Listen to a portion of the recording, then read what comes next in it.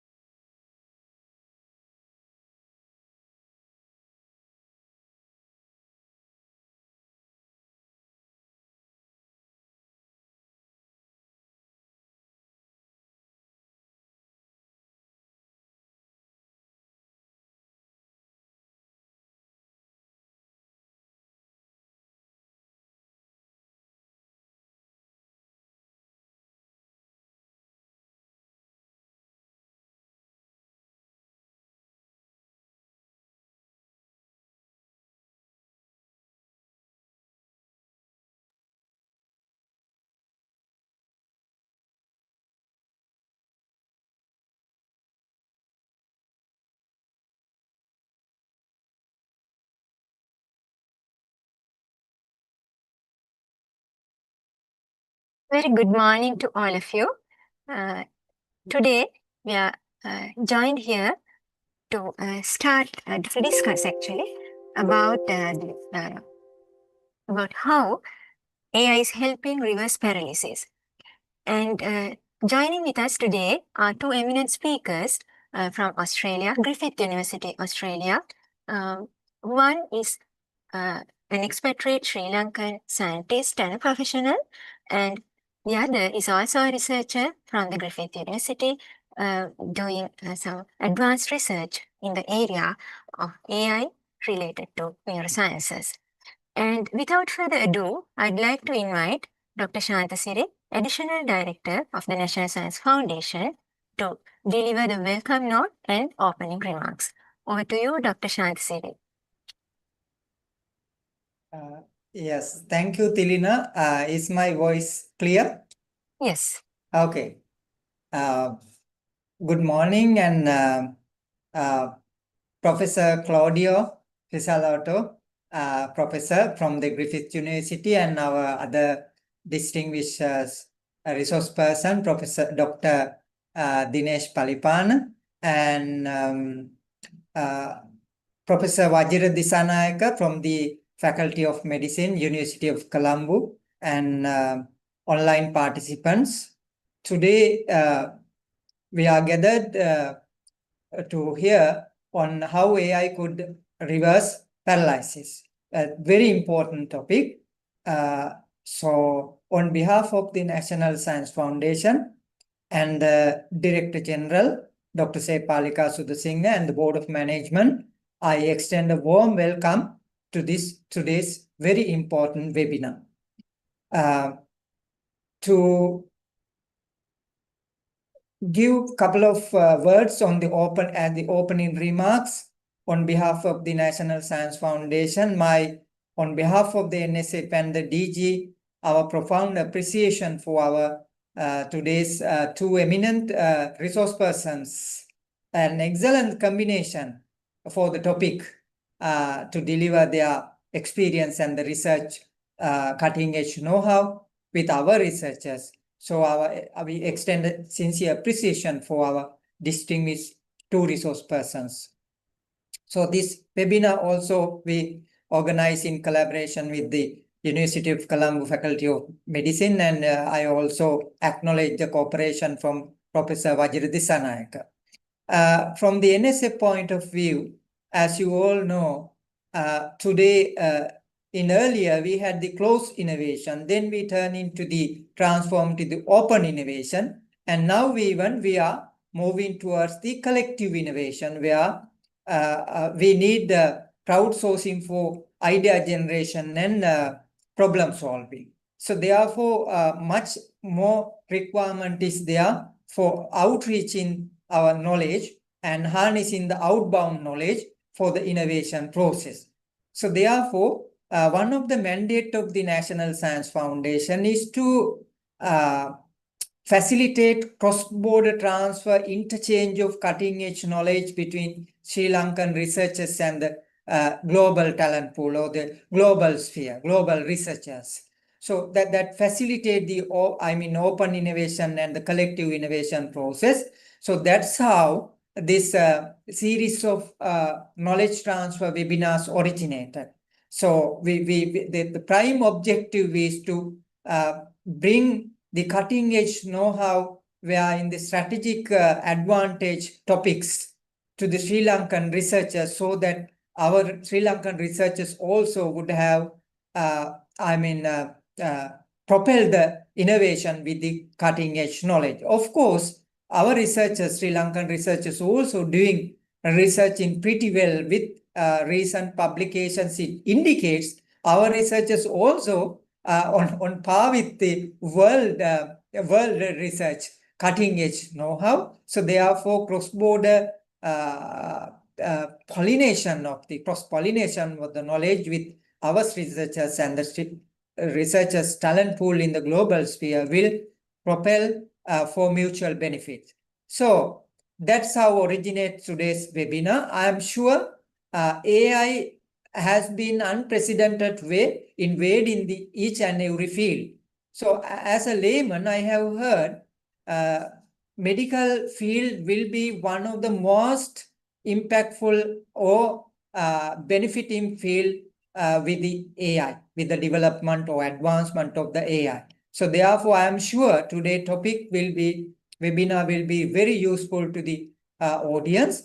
So I know a bit about the Tilina was of course, continuous coordination with Professor Dinesh, two resource person, but I know Professor Dr. Dinesh being a researcher in the field and also practitioner, a clinical practitioner. So how the neuro degeneration or the paralyzed people could rehabilitate or reinstate to the normalcy. Then Professor Claudio working with the AI-powered applications like biomedical engineering and latest emerging technologies, I presume the digital twin technologies. So therefore, digital twin technologies blend with the biomedical engineering and also neuroscience or neurophysiology. An excellent combination. I see today's topic, two resource person is an excellent combination, will deliver very, very valuable content for today's webinar.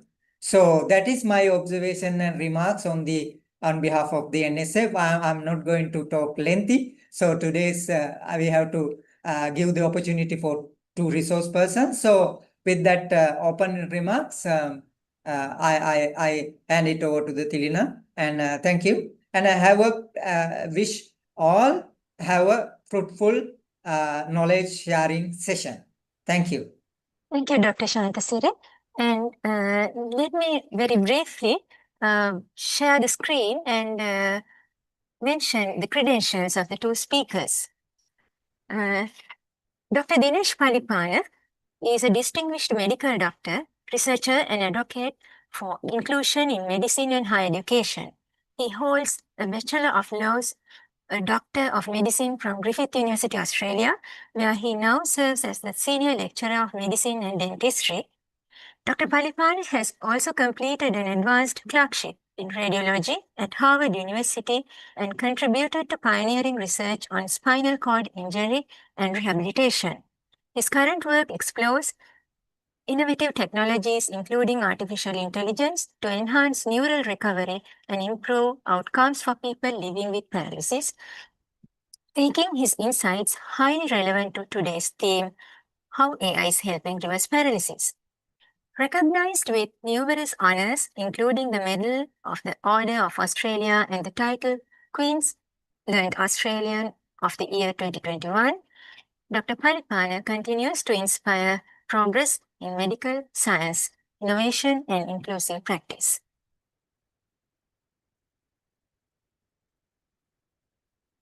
About Associate Professor Claudio Pizzolato. Associate Professor Claudio Pizzolato is a distinguished researcher and educator in computational neuromusculoskeletal biomechanics at Griffith University, with over a decade of experience developing advanced models of human movement and assistive technologies. His background combines engineering, biomechanics, and rehabilitation science, reflected in his many high-impact publications on neuromusculoskeletal modeling, muscle synergy analysis, and personalized digital twin frameworks. His current work employs machine learning and real-time simulation of informed rehabilitation strategies for neurological injury and assistive device control.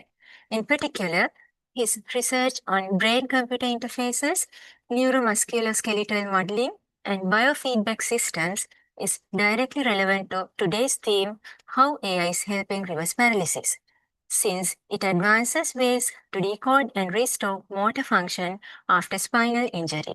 We are privileged to welcome Associate Professor Pizzolato, whose pioneering work bridges engineering, neuroscience, and clinical rehabilitation and offers a valuable insight for our audience.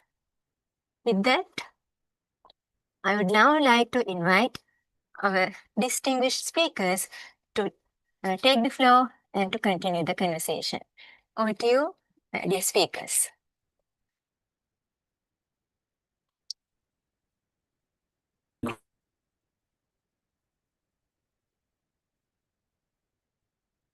Well, thank you so much for the introduction. And Dinesh, you're currently muted, so I want to double check there. Dinesh, I'll let you do a first, introduction and start the talk if you can connect. Then... Can you hear me now? Yes, perfect. Okay, great. Okay, thank you so much for the introduction. It's a great pleasure to join you today because I was born in Sri Lanka. So it's really nice to connect back with the motherland and to spend some time. For my friend Claudio Pizzolato, who has taken this journey, and we're going to tell you a little bit about what we have developed here in Queensland. So Claudio, can we move to the next slide?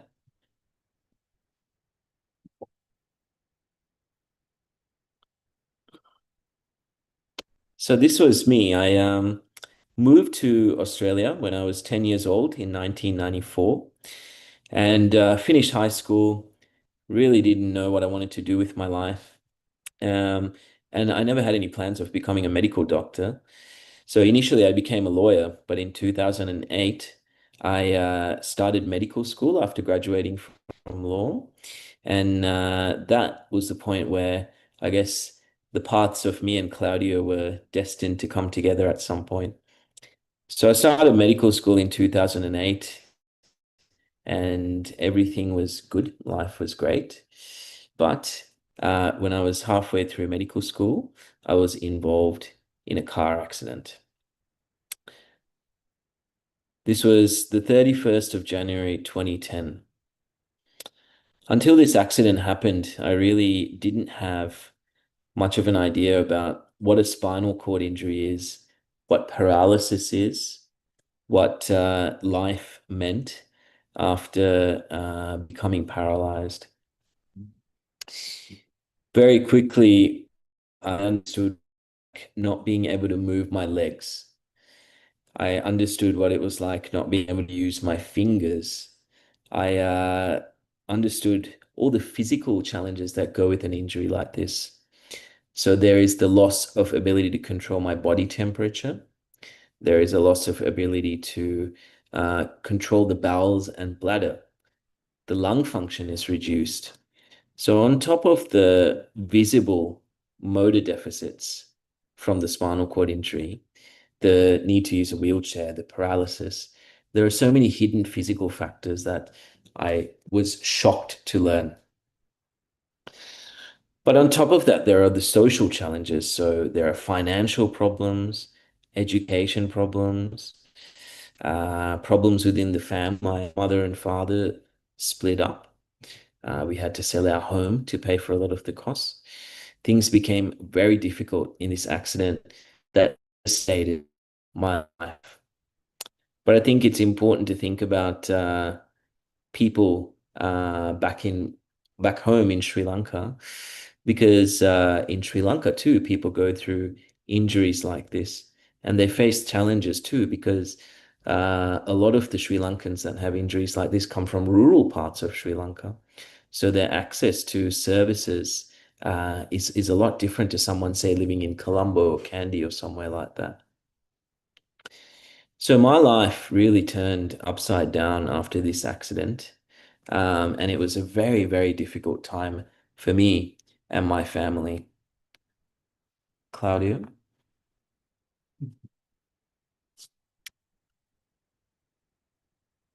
But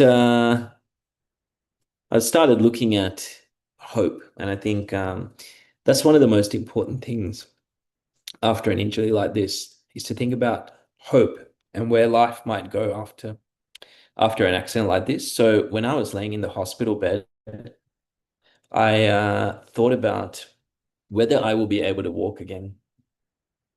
And this was really important to me because one of the things that I did before the accident happened, the very last thing that I've done standing up on my own 2 feet was to give my mother a hug.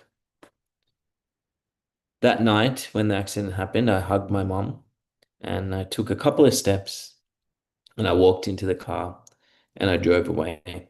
And ever since then, for the last 15 years, I've been paralyzed. So I started thinking about whether I will walk again, whether I will stand again, whether I will hug my mom again, whether I will play basketball, whether I'll drive a car, whether I'll be able to do all these things that I once took for granted. And I was very lucky when I came back to medical school after this journey. It was a very hard journey, but 4 years after the accident, I came back to medical school. And I happened to be living in this building, and that's when I met Claudio. So Claudio was living a few doors down from me, and we met. We became friends, and Claudio had a interest in spinal cord injury after we got to know each other. And this is how we started this journey of BioSpine. So I'm going to let my friend, who I'm very grateful for, tell you the rest of the story about where we are and what we got to, because really I'm a simple doctor, but the brains are really Professor Pizzolato, who's an engineer and a PhD, and it's his brains and my looks that have got us here. No, thank you so much, Dinesh. I disagree on that. I think we are part of a team, and your brains are extremely important. We wouldn't be here without you. So I think that speaks to, you know, the interdisciplinary of the work and how we can bring together these different disciplines to really understand different perspectives and create technology that matters, technology that can be used, and technology that can make a difference.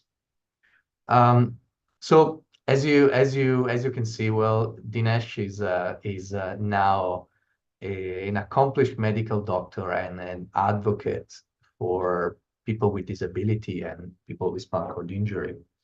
But like him, there are globally about 20 million people who have a spinal cord injury, with one new injury every 30 seconds. You see, when the spinal cord is intact, the brain communicates with the muscles, sending and receiving signals continuously. But after a spinal cord injury, this communication is hindered. And so what it means is a person with spinal cord injury may be unable to move, persist sensation like temperature, touch, and even pain. And associated to this lack of movement and sensation, there is also a series of comorbidities that result in low bone mineral density, muscle atrophy, as well as cardiorespiratory problems, just to name a few. However, even if a person has a complete spinal cord injury, which clinically means that they have absolute no ability to voluntarily move muscles and no perception of sensation, it doesn't mean that the spinal cord is completely disrupted. And in at least 50% of cases with a complete paralysis, there are still some neurons that remain intact across the injury. So what if we could reestablish meaningful connections by leveraging those neurons that remain intact in the spinal cord? And so what we've done as part of the BioSpine project, we selected 3 main technologies that would be able to create the optimal environment to promote some level of neural recovery within the spinal cord. And we selected 3 technologies that are non-invasive. So today, really, I'm going to talk mostly about brain-computer interfaces and a bit of the overall biospine, but maybe another time, when we have more time, we can discuss more in detail electrical simulation and virtual reality as well. So, today is mostly brain-computer interface and how we are using artificial intelligence with that. So what is practically a brain-computer interface, and how does AI come into play with it? Well, basically, here is an example of one of our experiments. And what we do, we actually record the brain waves from the cortex of the person. So what we do, we use a series of electrodes that are placed on the scalp. So they're non-invasive. They just sit on the skin. And we collect the EEGs from different areas of the cortex.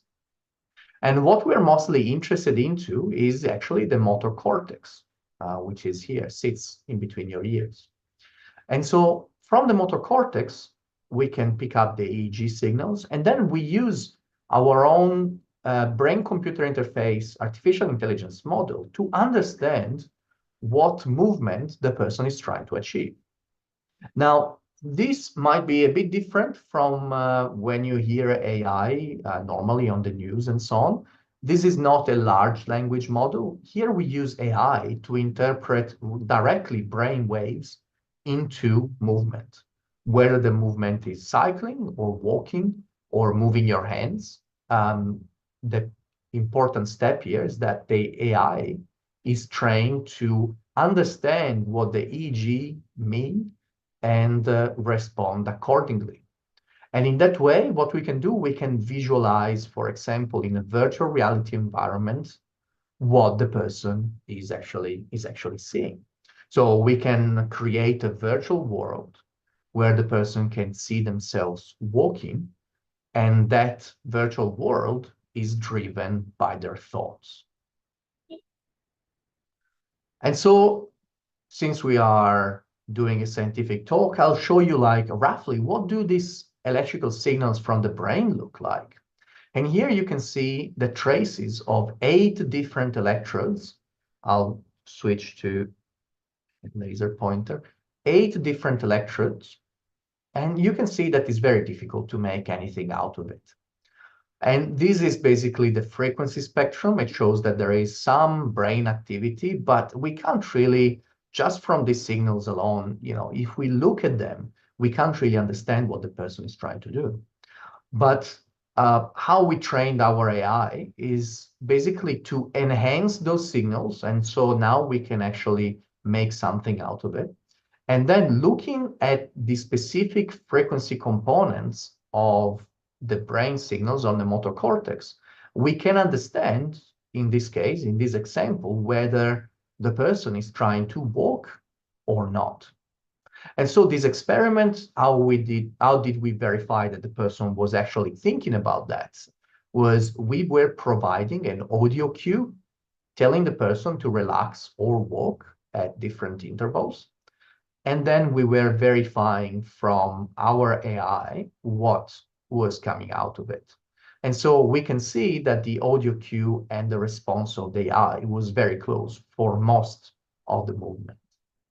So most of the thought. So what this means is that we were able to create a system that in real time picks up the brain activity and transforms it into an actual motor command. So we can decode what the person is actually trying to do in real time. But then it doesn't end there. What we did, together with understanding the thought and what the person is doing at brain level, lots of the thought is not sufficient to actually understand how a person walks, because a person is composed by bones, muscles, joints, tendons, and nervous system. So over the years, we created a complete simulation of the human that is called the digital twin, that comprises joints, the spinal cord, all the different muscles in the human body, mostly in the lower limbs. Bones, joints, how they're connected together, as well as the skin, as well as the motor and sensory nerves. And so we are using a combination of physics simulation that basically represents the physiology, the known physiology of the person. And AI allows us to fill in the things that we don't fully understand or that are very difficult to actually model directly. We don't know the physics of. So basically, this allows now to create a simulation of a person in real time. And through that simulation, we can better understand how from movement or from thought, the movement emerges. And through that understanding, we can now connect two rehabilitation devices to create the best personalized rehabilitation per each person. And so in the case of Biospine, this digital twin is running in parallel to the person. You can see here Dinesh cycling in virtual reality while we read his brain waves. And so Dinesh in this case, but we've done this with other participants, thinks about moving. We pick up the brain waves, as I explained before, and the digital twin simulates an intact nervous system and the muscles that would produce that movement. And that allows us to understand how to best activate the muscles and the rehabilitation devices to create the rehabilitation. And then we further provide a virtual reality environment that the person experiences while rehabilitating to further train the brain and reinforce that movement, reinforce that sensation. So this is the way Biospine works. We have a continuous integration between what the person is trying to do and what the digital twin is actually doing. And then we actually control all the rehabilitation based on this paradigm. And you can see here an example. This is one of our first prototypes where, again, Dinesh is thinking about cycling. And you can see here Dinesh cycling. We use electrical stimulation combined with motorized assistance in the lower limbs to create that movement. And you can see here our first prototype of virtual reality and how the legs of the person, or Dinesh in this case, are represented in the virtual reality environment. Cycling is an activity that is accessible to all levels of injuries, and that's why we selected it to start. And it's also an activity that creates a repetitive pattern similar to what would be happening during walking. So it's an important exercise to then move towards walking. And that's what we're doing with our new arm of research as well. So what we did, we actually tested Biospine on 4 individuals with complete spinal cord injury in our lab. They came twice a week for a full year. And after 12 months, one of the things that we saw was that their bone mineral density improved, and improved quite a lot, between like 2 and 6% or even 8% at the lumbar spine. And this is extremely important because people with spinal cord injury have a lower bone mineral density, and that increases the risk of fractures, which could be quite, difficult from a health perspective. We also seen reduced fat infiltration in the muscles, which is very important because it reduces inflammation and thereby promotes better health in general. But above all, we have seen 2 people of our 4 participants that regained ability to contract muscles independently. And so what you can see here is the AIS grade. This is a clinical test that is done for people with spinal cord injury, and the clinician evaluates the ability of the person to contract muscles or perceive sensations. And so a grade A means that the impairment is complete. It has no motor or sensory function below the level of injury. Grade B, we start having some sensory function back, but not motor function. And grade C, the impairment now is considered incomplete. where some motor function is preserved below the level of injury. And we could see how 2 of our participants, after 1 year, regained the ability to contract muscles independently. And this is something that we never seen before in this type of rehabilitation. So it's quite exciting to see that even with a complete paralysis, there is possibility for recovery. Additionally, through in collaboration with other researchers in Australia, we looked at how the brain actually changed after this 12 months. And we saw improvement in the organization of the white matter fibers with associated improvements in the tracts of the brain associated to movements and associated to thermoregulation as well. And so what we're doing now, we're moving from cycling to walking with an exoskeleton. And so this is we are currently acquiring an exoskeleton in our lab to actually retrofit the biospine technology to walking. So we'll be able to continuously promote recovery by starting with a very safe exercise and then increasing the challenge of the rehabilitation. And so with this, I conclude this presentation. Really, the message that I want to give to you today is that recovery after spinal cord injury is possible. We just need to figure out a way to make it faster and make it better. And with this, I'd like to acknowledge the team and Griffith University and the Motor Accident Insurance Commission for the support.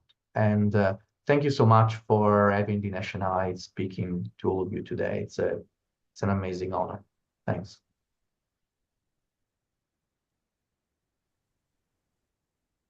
Thank you very much. I guess with these 2 presentations, we can move into a question and answer session, which will be moderated by Professor Vajra Disanayaka, Dean of the Faculty of Medicine, University of Colombo, Sri Lanka.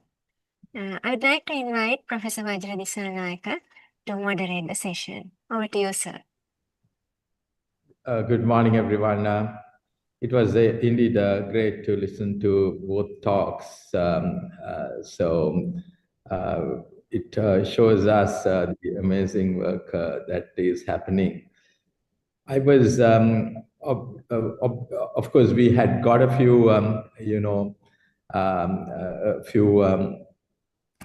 questions prior, but really having heard these presentations, I was looking at the chat to see whether there are any specific questions spontaneously that anyone wants to ask.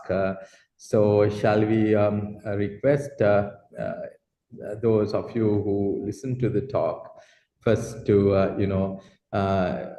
ask a few questions that you may have. So you're free to put your questions on the chat. And in the meantime, let me, let me ask some questions because to both speakers, we are in the Faculty of Medicine of the University of Colombo. We are very interested in, moving on to, technology-driven research, as it were. We've got a background in digital health, and now we want to really move forward to enabling technology. A lot of projects on various aspects of AI and so on as well. So if by way of kind of an introduction to also not only us, but also any other leaders of various institutions who may be in this talk, where do you start? Where do you start developing the capability on establishing a small scale initiative in any one of our institutions? on how we, adopt these technologies, work with patients, and so on. So, what is your advice to us?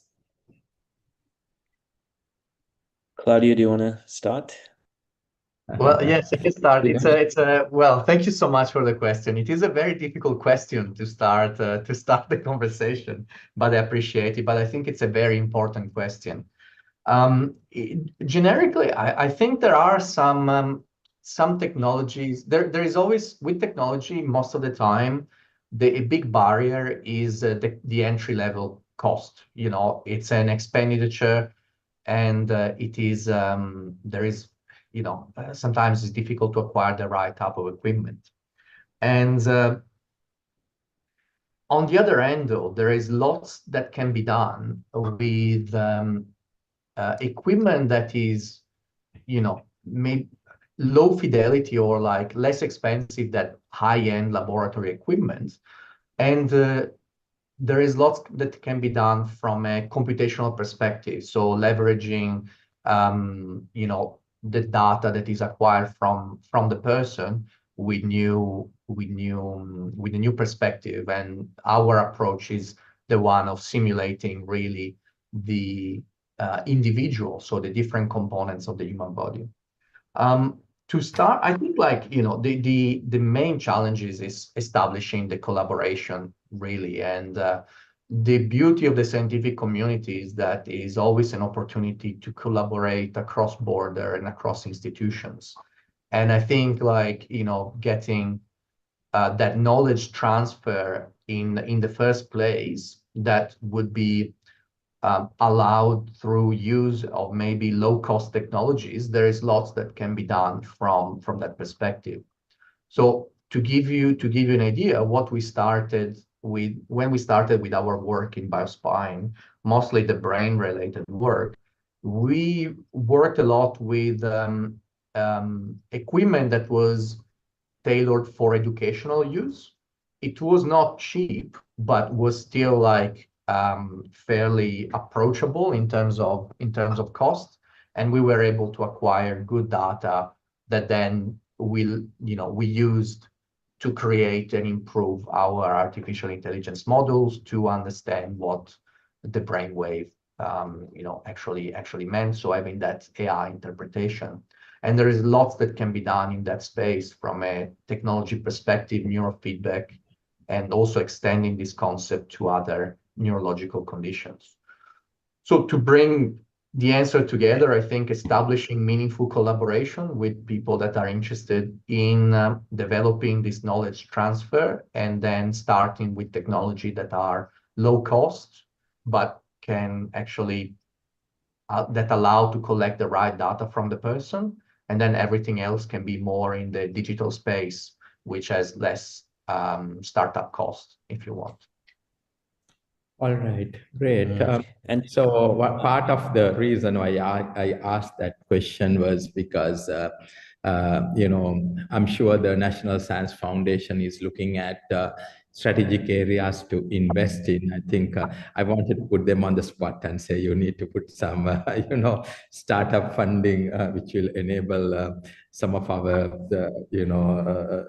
our teams to actually, get on. And if we are to kind of leapfrog technology and to get to the next level, I think this is the kind of strategic areas that we need to have some key enabling funding that the NSF may consider, investing on. So that was the reason why I thought I will ask that question. So I'll have that conversation with our colleagues at the NSF. Moving on to questions in the chat. I guess one of our medical students, young medical graduate, asking the question, are there any recommendations for courses, maybe online, to learn about AI suitable for medical graduates? Is there anything that you would like to recommend for somebody who want to enter the field? Yeah, there are lots of free courses. Institutions like, I think, Harvard. There's a lot of free online courses floating around on AI and medicine, and there's a lot of resources as well. And I think this is really important for medical graduates in particular, because we have a lot of problems in medicine that we need to solve, particularly for efficiency. So to equip the future group of doctors to solve some of these problems using AI is important. So there are a lot of courses, and if you're interested in taking it further, there are more formal medical informatics courses around the place as well, both in Australia and overseas. And just to give you an example of some of the things that we're doing here in that area specific to medicine is we've started using artificial intelligence for radiology reporting, which has been really important for our institution because there's a huge backlog in the public sector for reports. We use it for dictation as well to take notes. So by the patient's bedside, we take a phone and it makes the documentation for us with the examination and everything. But actually, a lot of these solutions were developed by doctors themselves. So I think it's a great question, and I'd encourage any medical student to see how you can supplement your education with some skills in artificial intelligence. Thank you. Thanks, Dinesh. Yes, there are lots of programs out there which online on even Coursera and other platforms that can be used very freely. And of course, you might have to pay if you want to get the certificate, but lots of these courses allow you to follow the course without getting the certificate free. So anyone who wants to gather the knowledge can definitely do that. Moving on to another question on the chat. Is AI intervention personalized for each patient's unique injury and recovery profile? The short answer is yes. That's why we are doing this. Yeah. Absolutely. It's something I didn't have time to expand on, but we optimize the therapy to each individual, and that is done automatically through the digital twin and the data that we collect as part of each session. Mm-hmm. Yeah, I'm actually sitting next to the MRI machine nearby that we use. So we scan the person's entire body and take into account their structure of bone, muscle, and even the brain to best personalize some of this therapy. Mm-hmm. Thanks. Is a really insight. It says, thank you very much. So here's a bit of a long one. You mentioned the role of AI in inputting neural signals. What kind of challenges arise when trying to make these AI systems work reliably in real life rehabilitation settings? That's a fantastic question, and that's exactly like it's something that we've been considering a lot. And when you look at research papers online, most of the data collected from the brain is actually it's collected in very quiet environment, very controlled environment. But that is not how a clinic that provides neurorehabilitation would work. So through Biospine and during Biospine project, we really focused on trying to create something that would work in clinics. So it's not just the AI, but we also developed the actual hardware itself. So we started with a generic headset for capturing EEG data, but those were uncomfortable for the person. And one of the real needs that we had was the person needed to be using this headset to collect EEG data for more than 1 hour at a time. And they would have to focus a lot and use lots of concentration to think about moving and not moving. And we didn't want them to be distracted by the fact that maybe it was painful or annoying. So in our team, we actually have industrial designers that work very closely with people with spinal cord injury that come to the lab to optimize the design of the hardware to make it very easy to use in a clinical settings and with, robust to clinical environment, manipulation, movement, and electrical noise. So there is the hardware perspective. And from the AI perspective, what we do, we actually have, since every brain is different and people adapt very quickly, we developed our own algorithms to adapt every time at every session that the person does. So they remember the previous session, well, the AI remembers the previous session and slowly adapts over the minutes that pass in the new session to account for the different noise in the environment, as well as how the brain of the person changed in that time. So it's not just AI, but it's also creating the right hardware and technology to support that clinical environment. Right, great. Thank you. Yeah, that's very interesting. Moving on to the next part of the question, as an undergraduate student, what core skills would you recommend focusing on to contribute to AI-based neurorehabilitation? I think again, a very good question. Honestly, it's understanding, first, of course, being a medical student, just like, the overall physiology of the brain and the nervous system, you need to have the basis right. You need to understand what you want to achieve with the AI. It's not just putting AI on top, but saying, okay, I understand this condition. What mechanisms can I, try to tap into to create a rehabilitation program? What do I need to change in the brain, in the spinal cord, in the muscles, whatever you're targeting? What do I need to change there? And then understanding the following step is, well, is there a technology that I can use to actually achieve that? In the same way as you can repurpose drugs for different reasons and different conditions, you can repurpose technology. Maybe it just needs to be. So really understanding and really having of course, a deep understanding of the medical field, and then being curious about the technology and understanding how that can be used to get the right information from the person. And then you can think about how the AI can make some of those interpretation automatically, or whether you need the data to tell you a specific story. So you're trying to extract the information from the data, but it's really getting the basics right first, and then going from there. Thank you. Yeah, I guess